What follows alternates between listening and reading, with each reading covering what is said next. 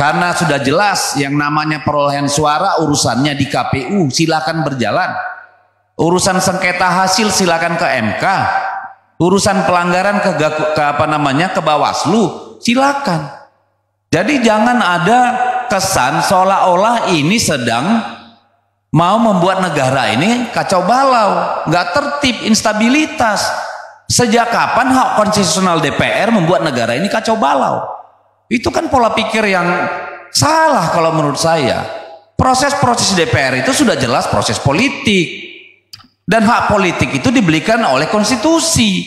Salahnya di mana? Apakah ketika DPR melakukan sidang-sidang hak angket misalnya kalau ini jadi, ya, apakah lalu berhenti republik ini berjalan? Apakah pelayanan publik berhenti? Apakah orang tidak bisa bekerja? Kan enggak juga. Jadi saya kira yang paling penting dari hak angket ini nanti adalah pelajaran politik, pelajaran sejarah bagi kita tentang bagaimana pelaksanaan undang-undang, bagaimana kekuasaan diselenggarakan itu dengan bermartabat, dengan etika, dengan konstitusi yang baik. Saya kira cobalah sekali-sekali berpikiran positif.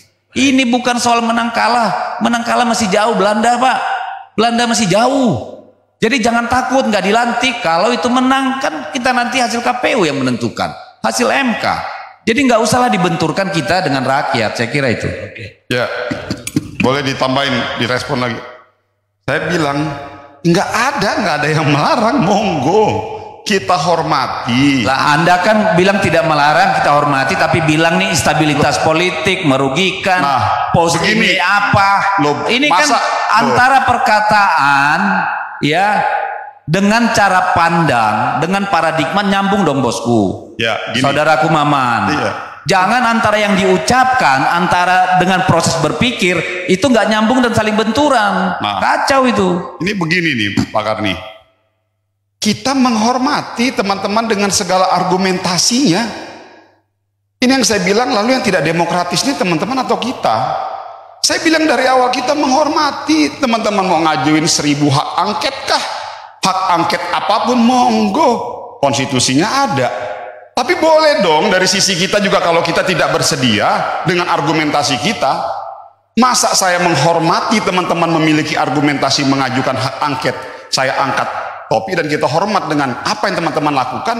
Tapi masa pada saat saya juga memiliki hak konstitusi untuk mengatakan bahwa hak angket itu belum saatnya, dengan argumentasi saya dikatakan saya tidak konsisten. Lah bagaimana ceritanya pola urusan kita ini?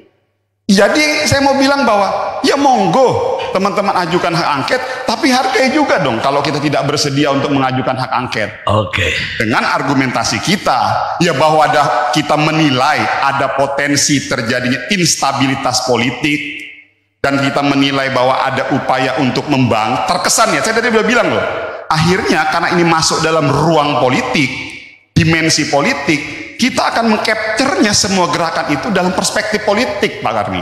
Nggak mungkin kita masuk dalam ruang politik yang kita dari awal sudah bilang dorong ini kepada mekanismenya, tapi pada saat ini mau ditarik ke dalam ruang politik, teman-teman juga harus memahami dan bisa berusaha untuk mengerti pada saat kami menilainya dalam perspektif politik.